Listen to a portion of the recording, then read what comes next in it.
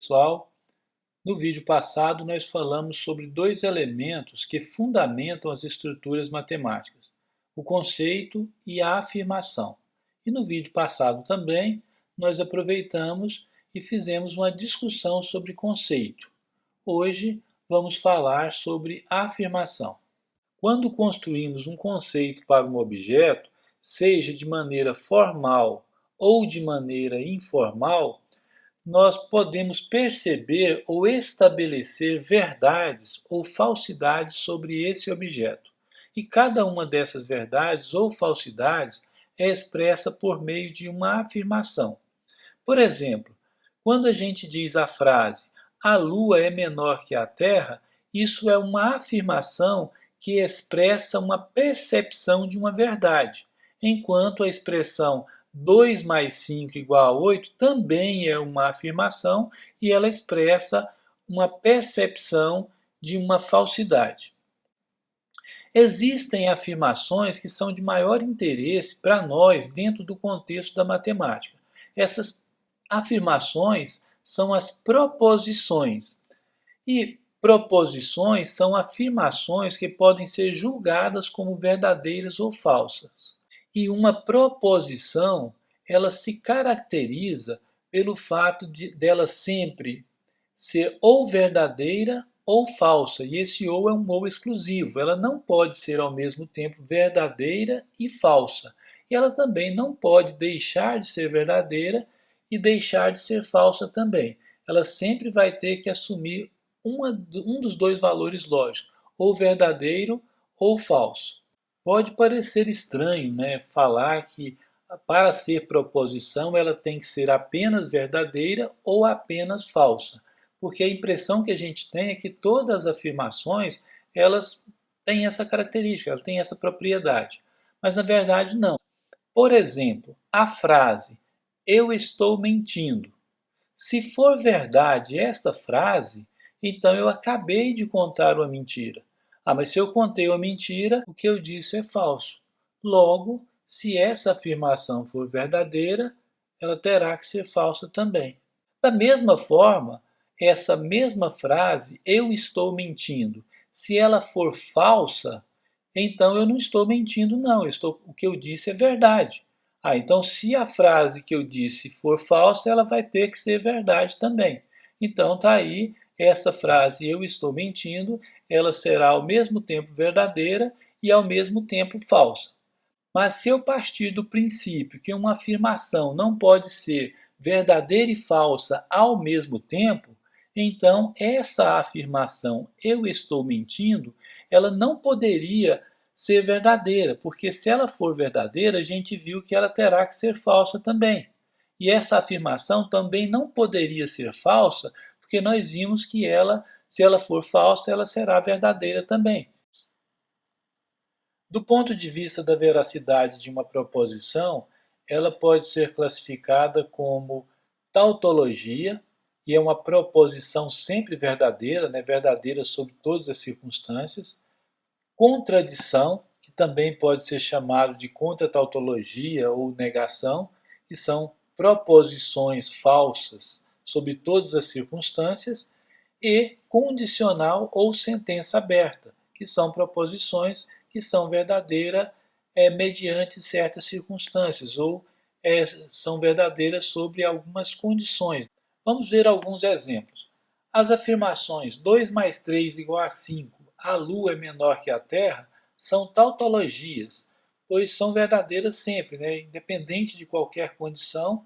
2 mais 3 igual a 5, a gente sabe que é verdade, e a Lua é menor que a Terra também é uma afirmação verdadeira. X mais 3 maior que 2, o menino é menor que a menina, são condicionais, pois para x mais 3 ser maior que 2, depende de condições, depende do valor de x. Para x maior que menos 1, essa condição é verdadeira. Da mesma maneira, o menino é menor que a menina. Depende de quem é esse menino, depende de quem é essa menina, né? Tem menino que é menor que menina e tem menino que não é menor que menina. Então, esses dois casos aí são exemplos de condicionais. Menos 3 maior que menos 2. O Brasil é o maior país do mundo. São exemplos de contradições, porque são afirmações falsas, né? ou seja, não depende de nenhuma situação, nenhuma condição para que essa afirmação seja falsa. Então, elas são falsas sob todas as circunstâncias. Uma observação que eu gostaria de colocar aqui é uma afirmação trazida no livro de Durand, de 1926, História da Filosofia, que ele diz nesse livro que muitos pensadores não acreditam em verdades absolutas. Segundo esses pensadores, em toda afirmação, seu valor lógico depende de alguma condição. Mas aqui na matemática, no nosso contexto, a gente vai admitir a existência de tautologias e vamos admitir também a existência de contradições. Porém, a gente tem que observar que tudo depende de um contexto, né? Porque em estudos mais avançados da matemática, a gente pode olhar, por exemplo, para esse número que a gente chama de 2, ele pode representar um símbolo que não seja o que a gente entende por 2.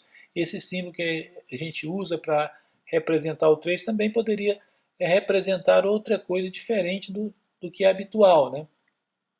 E isso acontece em várias áreas da matemática. Dependendo do contexto, né, a própria adição, dentro de alguns contextos da matemática, esse símbolo que a gente chama de adição pode estar representando outra operação, né, e, portanto, poderia não funcionar, poderia não satisfazer essa condição. Então, tudo é que a gente observa, a gente vai admitir as tautologias, vamos admitir as condicionais e as contradições, mas sempre observando o contexto que a gente está trabalhando, o contexto que a gente está estudando. Outra observação que nós vamos colocar aqui é que uma proposição pode ser justificada ou não. Pode ser que a gente não tenha interesse em justificar, pode ser que a gente não sabe justificar uma proposição, ou pode ser que a proposição não pode ser justificada. Uma justificativa formal de uma proposição é denominada demonstração ou prova. Do ponto de vista da justificativa, uma proposição pode ser um axioma ou um postulado. Os axiomas ou postulados são proposições admitidas sem demonstração. Em geral, os axiomas ou postulados, eles são afirmações feitas sobre objetos primitivos. Como o objeto primitivo não possui um conceito formal, ou seja, uma definição, não vai ser possível justificar formalmente todas as afirmações feitas sobre esses objetos primitivos. Então, para se construir uma teoria matemática em cima de objetos primitivos, a gente precisa, para esses objetos primitivos, admitir algumas verdades, admitir algumas afirmações como sendo verdadeiras, sem que seja possível prová-las. E a partir dessas afirmações, que são os axiomas ou postulados, aí prova-se outras afirmações. Às vezes, mesmo sobre o objeto primitivo ou sobre outros objetos que são definidos, são fundamentados sobre os objetos primitivos. Além dos axiomas ou postulados, uma proposição também pode ser considerada um teorema, que são aquelas proposições que podem ser provadas. E no nosso caso aqui, no contexto da nossa disciplina, a gente vai ter mais interesse pelos teoremas, porque a gente não está trabalhando essa disciplina de forma axiomatizada. Se a gente tem mais interesse pelos teoremas, é importante que a gente entenda melhor o que é um teorema. Então, um teorema é uma proposição cujo seu valor lógico é verdadeiro sobre condições, hipóteses. Então, isso a gente vê então que o teorema ele é uma condicional. O valor lógico, ou seja, o teorema vai ser verdadeiro mediante condições. E além disso, esse valor lógico, ou seja, a afirmação feita pelo teorema, ela pode ser provada, ela pode ser demonstrada. Dessa forma, a gente percebe que um teorema se divide em duas partes. Nós temos o teorema as hipóteses, que são as condições sobre as quais o valor lógico do teorema é verdadeiro, e nós temos a tese, que é a afirmação feita pelo teorema. Para a gente entender melhor, vamos ver o seguinte exemplo. A soma de dois números ímpares é um número par. Essa proposição, como ela pode ser provada, ela é um teorema. Se ela é um teorema, ela tem hipótese. Nesse caso, as hipóteses são que a gente tem dois números ímpares. E para facilitar a gente escrever essas hipóteses, a gente vai nomear, dar um nome para esses números ímpares. Vamos chamar um de x e o outro de y. E a tese é a afirmação que o teorema faz, mediante as hipóteses. Se x e y são ímpares, então a tese garante que a soma deles vai ser par. Às vezes, quando a gente vai demonstrar um teorema, dentro do próprio teorema, dentro da demonstração do teorema, aparecem outras afirmações, outras proposições secundárias que a gente precisa provar também. Muitas vezes a gente prefere ir provando dentro da demonstração do próprio teorema. Outras vezes a gente acha melhor provar com antecedência. Fala, não, eu vou enunciar essas proposições antes do teorema para eu usar esses resultados para provar o teorema. Quando eu faço isso, eu enuncio essas proposições antes, essas proposições podem ser chamadas de lema. E a vantagem de chamar elas de lema, porque quem estiver lendo o texto que você escreveu, ele vai perceber que aquelas informações, quando vier a palavra lema, vai perceber que aquela proposição que está enunciada ali, possivelmente demonstrada, é para ser usada aquele resultado para provar um teorema que vai vir logo em seguida. Da mesma forma, nós temos os corolários, só que enquanto o lema vem antes, antecede o teorema, o corolário vem depois do teorema. Os corolários são resultados, são consequências imediatas obtidas pelo teorema. Então, quando a gente prova que um teorema é verdadeiro, prova uma afirmação feita pelo teorema, aquelas verdades que surgem imediatamente do teorema, do fato do teorema ser verdade, decorre aquelas consequências, aquelas afirmações, aquelas verdades imediatas, essas verdades são chamadas de corolários. E existem também teoremas que são equivalentes a corolários. Então você tem dois teoremas equivalentes e se prova um, o outro vira consequência imediata dele. Então, portanto, você pode considerar um desses teoremas como corolário do outro. Um exemplo clássico é o teorema fundamental da álgebra, né? Grosso modo, o teorema fundamental da álgebra diz que se a gente tem um polinômio p de x e esse polinômio não é constante, então a equação polinomial p de x igual a zero tem uma raiz. Se a gente prova isso, como consequência disso, a gente tem um outro teorema, né, que seria um corolário dele, que é, se p de x é um polinômio de grau n, então a equação p de x igual a zero tem exatamente n raízes complexas. Se a gente provar esse último resultado, o primeiro vira corolário desse, é consequência imediata. Então, muitos autores enunciam o próprio teorema fundamental da álgebra como esse segundo resultado, outros preferem enunciar como primeiro. O teorema fundamental do cálculo também, existem duas versões para o teorema fundamental do cálculo. Quando a gente enuncia a outra versão se torna o corolário dele, né? Uma das versões do teorema fundamental do cálculo diz que, grosso modo também, né, a derivada de uma integral é a própria função. E aí, como corolário se essa função que você estiver integrando de A até B, se ela tiver uma primitiva, então o resultado dessa integral pode ser obtido aplicando a primitiva no ponto B, aplicando a primitiva no ponto A e fazendo a subtração dos dois resultados. Bom, além do lema e do corolário, vamos falar também da propriedade. Primeira coisa que a gente vai observar aqui na propriedade é uma questão, inclusive, trazida pelo Elo, num livro que ele fez uma coleção de 3 volumes para ensino médio, e ele levanta muito isso, que é um posicionamento sobre a postura e a fala do professor durante as aulas, né?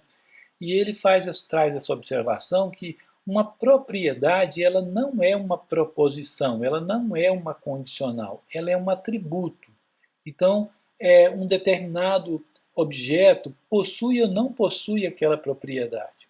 Por exemplo, quando eu digo que um carro possui a cor branca, então a cor branca é uma propriedade do carro. Então a cor branca ela não é uma proposição. Eu não posso julgar a cor branca como sendo verdadeira ou falso. A cor branca é verdade ou a cor branca é falso. Porém, a existência da propriedade é uma condicional, é uma proposição. Ou seja, eu digo, carro tem a cor branca e é uma afirmação que pode ser provada, ou pode ser justificada, ou pode ser julgada como verdadeira ou falsa. Com isso, a gente percebe que a propriedade, na verdade, não é uma proposição, mas a existência da propriedade se torna uma condição. Mas mesmo assim, nós vamos tratar a propriedade como se fosse condicional, né? É muito natural, a gente já tem esse hábito de tratar a propriedade como condicional. Mas só chamando a atenção para a gente lembrar que quando a gente disser vou provar uma propriedade, a gente está tendo aí um abuso de linguagem. Na verdade, a gente vai provar a existência de uma propriedade. Uma outra observação que eu gostaria de colocar aqui é que muitos textos, né, livros, artigos, dentre outros, preferem usar a palavra proposição no lugar da palavra teorema, como se fosse a mesma coisa, sinônimo. Nós vimos que a proposição ela é um pouco mais ampla do que a teorema. Muitos autores não gostam, inclusive professores, já conversei com alguns, eles acham que o teorema, a palavra teorema, ela deveria ser usada para proposições mais importantes. Então, muitos autores preferem isso, né? Chamam de proposição aquelas afirmações com menos importância e chama de teorema aquelas afirmações mais importantes no contexto que se está trabalhando. E já tem autores que são mais radicais, né? Por exemplo, o Leitold, né? O livro de cálculo do Leitold, quando você pega ele tudo para ele é teorema. Toda proposição que é enunciada que pode ser provada, ele chama de teorema. Fica até chato, né? Na época, quando eu vi o livro Leitor a primeira vez, eu falo, não, mas fica muito carregado, ou seja, parece muito, muito formalismo, né? Tudo é teorema, tudo é teorema. E na época, inclusive, eu não tinha essa percepção, esse conhecimento de que ele estava correto e estava sendo formal demais. Porém, eu acho que isso não é importante para nós aqui no contexto, né? Se a gente vai chamar de teorema, se a gente vai chamar de proposição, o importante é a gente entender como essas coisas funcionam, o que a proposição tem de especial, né? E as proposições que a gente tem mais interesse mesmo são os teoremas, a gente não vai estar mexendo com axiomas. É claro que daria para trabalhar essa disciplina da forma axiomatizada, trabalhando os axiomas de Peano. Nós vamos considerar a demonstração e prova como sendo sinônimo, apesar de que alguns especialistas consideram haver diferença entre demonstração e prova. Alguns especialistas dizem que a demonstração é uma justificativa menos formal do que uma prova. Isso é apontado pelo livro do Carniel e Epstein, né? O livro chama Computabilidade, Funções Computáveis, Lógica e Fundamentos de Matemática, e é de 2005. Então ele traz essa discussão para essas demonstrações matemáticas e ele levanta essa questão entre algumas pessoas, né, alguns especialistas considerarem demonstração e prova como sendo coisas distintas. Mas para nós aqui será a mesma coisa.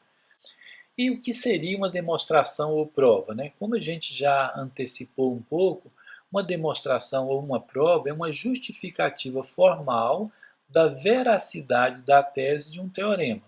E demonstrar um teorema é fazer essa justificativa, né? Ou seja, justificar que se as hipóteses forem verdadeiras, a tese também é.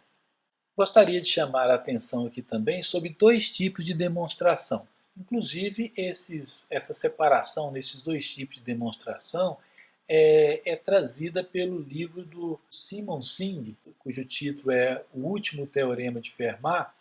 E essas demonstrações são aceitas mediante a tendência obtida por um número de observações ou de experimentos bem elaborados, e uma demonstração desse tipo ela pode ser invalidada futuramente se algum desses experimentos ou observação for feita novamente por um outro pesquisador e esses resultados entrarem em contradição com os que foram observados inicialmente. Como exemplo disso, eu tenho um exemplo bem simples, quando John Dalton provou que a menor partícula que compunha a matéria era o átomo, e o átomo era indivisível. E isso foi aceito por um certo período, até que, posteriormente, veio Rutherford e Bohr e provaram que existem partículas menores do que o átomo é dividido em elétrons, prótons e nêutrons, né? Então, essas demonstrações elas duram por um certo período, mas pode ser contestada. Uma outra questão que deve ser levada em consideração sobre esse tipo de demonstração é que essa demonstração ela tem uma certa subjetividade. Ela depende, de certa forma, do observador. Então, portanto, elas têm uma certa subjetividade. Mas, de forma alguma, a gente está aqui desmerecendo essas demonstrações científicas. Inclusive, nós temos aí, como caso concreto, atual, as vacinas que estão sendo produzidas. São feitos experimentos, são feitas observações e são trazidos resultados e provas de que a vacina funciona, a vacina é segura. Então, isso é muito importante, às vezes até mais aplicável na nossa vida, no nosso contexto social, do que a outra demonstração, que é a matemática. E a demonstração matemática, que é o tipo de demonstração que nós temos interesse no nosso contexto, ela é feita através de uma cadeia de proposições previamente justificada, né? Um conjunto, um grupo, uma classe de proposições que já foram justificadas juntamente com os conceitos formais, as definições. E nesse caso, as demonstrações matemáticas não costumam ter questionamentos futuros, né? A menos que tenha alguma argumentação que foi feita de forma equivocada. Caso isso não tenha acontecido, as demonstrações matemáticas elas são duráveis, né? Elas não têm contestação. Bom, e duas pontuações aqui que eu gostaria de fazer é que fazer uma demonstração pode não ser uma coisa fácil e necessitar de habilidades que poucos ou poucas possuem. Como exemplo, nós temos o último teorema de Fermat. O último teorema de Fermat, vários matemáticos tentaram demonstrar e esse teorema demorou mais de 300 anos para ser provado. Então mostra o grau de dificuldade. E aparentemente ele não parecia ser uma proposição tão difícil de ser provada. Outra coisa que eu gostaria de chamar a atenção é que não existe um método para fazer a demonstração a ser aprendido e que seja aplicável a todo tipo de demonstração. O que eu estou querendo dizer é que não é possível você ensinar a demonstrar. Você pode ajudar o aluno, o indivíduo, a desenvolver habilidades através de exercícios, de atividades, mas não ensinar como se ensina um conteúdo matemático. Então depende muito da habilidade de cada um e depende muito do processo, da forma de raciocínio de cada um, do conhecimento. Então são um monte de fatores que estão relacionados. E a única maneira de aprender a fazer demonstrações matemáticas é fazendo demonstrações matemáticas. É pela prática que a gente consegue aprender a demonstrar. Bom, apesar dessas duas condições de ser uma coisa difícil, né, poder ser uma coisa difícil e de não existir uma forma de ensinar a demonstrar, a gente tem alguns recursos aí que ajudam a gente no processo de demonstração. O primeiro é chamado de método direto. O método direto é composto por uma cadeia de proposições onde a primeira é verdadeira por hipótese ou por consequência de alguma definição ou de algum outro teorema que já foi provado.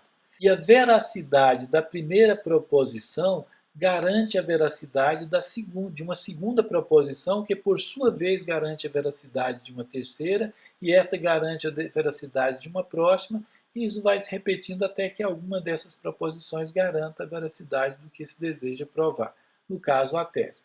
Para a gente entender melhor isso aqui, vamos fazer um exemplo. Consideremos o teorema. Para qualquer número real x, tem-se x ao quadrado dividido por x ao quadrado mais 1 é menor que 1. Como se trata de uma proposição que pode ser provada, ela é um teorema. Se é um teorema, ela tem hipótese. E como hipótese, nós temos que x é um número real. E a tese é o que a gente quer provar, que precisa provar, é a afirmação efetiva pelo teorema que diz que x ao quadrado dividido por x ao quadrado mais 1 é menor que 1. Bom, vamos fazer a demonstração pelo método direto. Se x é um número real, por hipótese, então x ao quadrado é menor do que x ao quadrado mais 1. Poderíamos até ter colocado uma proposição antes, né? Se x é um número real, x ao quadrado também é um número real. E se x ao quadrado é um número real, a soma dele mais 1 é maior do que ele, ou seja, ele é menor do que ele somado uma unidade.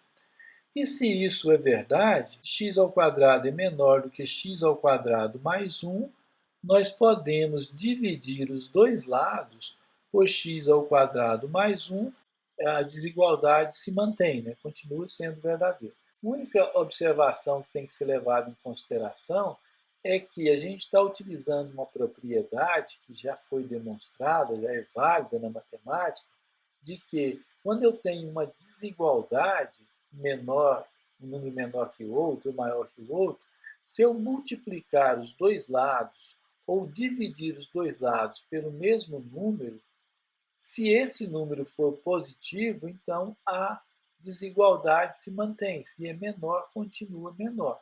Cuidado que tem que se tomar é que observar realmente se a gente está dividindo aqui por um número positivo, né?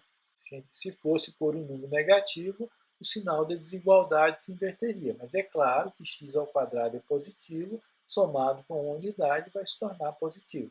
Então, dividir os dois lados por x² mais 1, podemos simplificar o segundo membro e vamos ter x² sobre x² mais 1 igual a 1. Né? Outra propriedade que a gente utilizou é que o número dividido por ele mesmo é 1. E aí a gente teve uma cadeia, né, de proposições. A primeira era a hipótese, que garantiu a veracidade de uma segunda, que por sua vez garantiu a veracidade de uma outra proposição, e garantiu a veracidade da tese, que é o que a gente queria provar. Um outro método que a gente também pode utilizar para fazer demonstração matemática é o método indireto. No método indireto, a gente supõe que o que a gente quer provar, no caso a tese, é falsa e conclui a falsidade da hipótese ou de alguma proposição já conhecida e provada matematicamente, obtendo assim uma contradição. Esse método também é conhecido como redução ao absurdo. Então, a base é isso: a gente quer provar algo e a gente supõe que o que a gente quer provar não é verdade e a gente prova que se ele não for verdade, a gente vai ter problema. Então, o único jeito da gente não ter problema é que a afirmação que a gente quer provar realmente seja verdade. Para a gente entender melhor, vamos fazer um exemplo. Coloquemos o seguinte teorema: se a² é um número par, então a é um número par.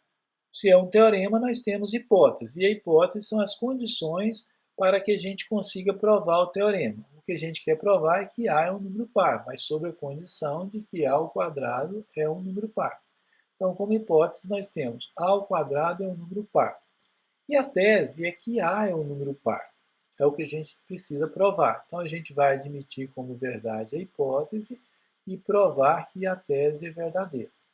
E a gente vai fazer isso pelo método indireto. Porém, para a gente fazer isso, a gente precisa de lembrar de alguns conceitos aqui. O primeiro deles é que é número par, né? O número é par se ele pode ser escrito na forma duas vezes o número inteiro. Então, ele é da forma 2n com n pertencente a z. Também precisamos entender o que é um número ímpar. E número ímpar é todo número que pode ser escrito na forma duas vezes o número inteiro mais um. Uma outra coisa que a gente tem que levar em consideração, que é preciso neste caso, é que existe uma dicotomia entre número par e número ímpar. Então, se eu tenho um número inteiro, ou ele é par ou ele é ímpar. Eu não posso ter um número inteiro sendo par e ímpar ao mesmo tempo, e não posso ter nenhum número inteiro que não seja ou par ou ímpar. Então, isso é extremamente importante para que a gente consiga entender e fazer a demonstração que a gente deseja. Então, vamos lá, né? Vamos usar o método indireto para a demonstração, e o método indireto supõe que o que a gente quer provar seja falso. Então, a gente vai supor, né, que a gente quer provar que A é um número par, a gente vai supor que A não seja par. Pela dicotomia entre par e ímpar, se o A não for par, o A deve ser ímpar. Mas se o A for ímpar, ele pode ser escrito na forma 2n mais 1 com n pertencente a z. E se A é igual a 2n mais 1, a gente pode elevar os dois lados ao quadrado. Elevando os dois lados ao quadrado, A ao quadrado vai ser 2n mais 1 ao quadrado. E a gente resolve o lado direito, né, que é um quadrado da soma, né, um produto notável. Vai ser o quadrado primeiro, mais duas vezes o primeiro pelo segundo, mais o quadrado do segundo. Fazendo as contas aqui, a gente tem então que a ao quadrado vale, né, 4n ao quadrado mais 4n mais 1. A gente coloca o 2 aqui em evidência, né, faz a fatoração, ou usa a propriedade distributiva, como você preferir chamar aí, e obtém 2, que multiplica 2n ao quadrado, mais 2n. Observe que o 1, como ele não tem 2 aqui no meio, né, o 4 é 2 vezes 2, então a gente só pode fatorar isso aqui nos dois primeiros termos, né, dessa expressão. Bom, para facilitar o entendimento, a gente pode pegar o que está aqui dentro, 2n ao quadrado mais 2n, chamar de n, e substituir aqui, a gente vai ter o seguinte, né, que o a ao quadrado, que vale isso aqui, passa a valer a ao quadrado é 2n mais 1 com n pertencente a z.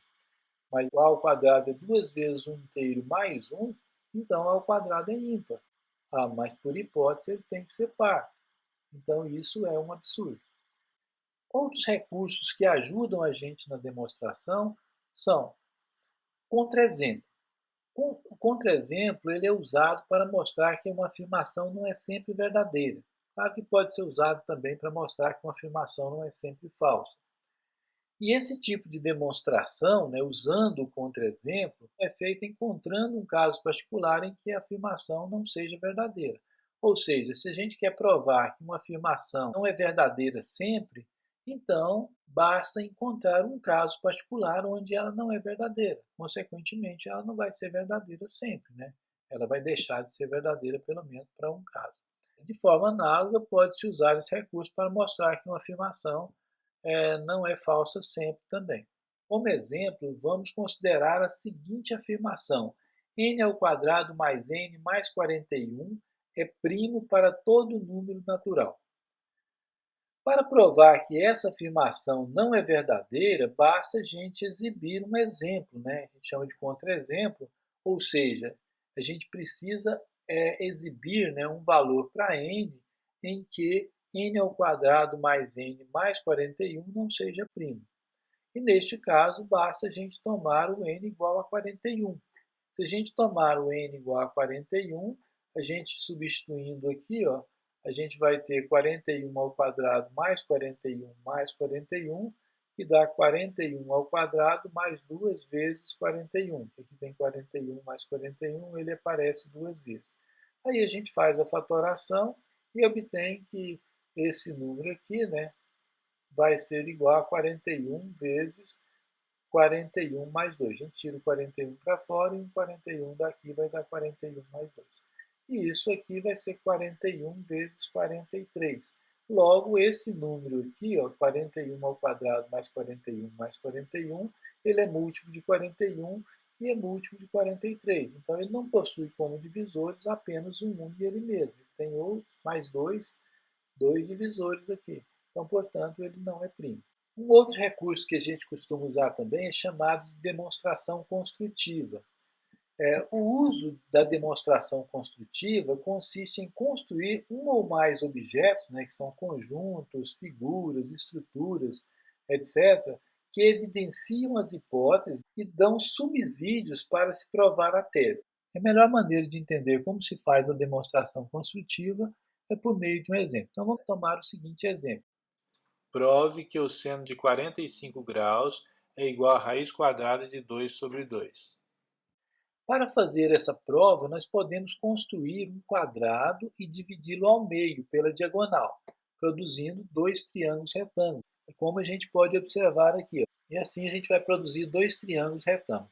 Vamos considerar esse triângulo retângulo do lado de baixo, a gente chama a diagonal de D e chama os catetos desse triângulo de L.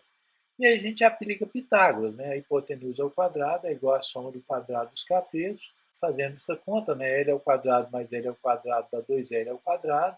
A gente extrai a raiz quadrada dos dois lados.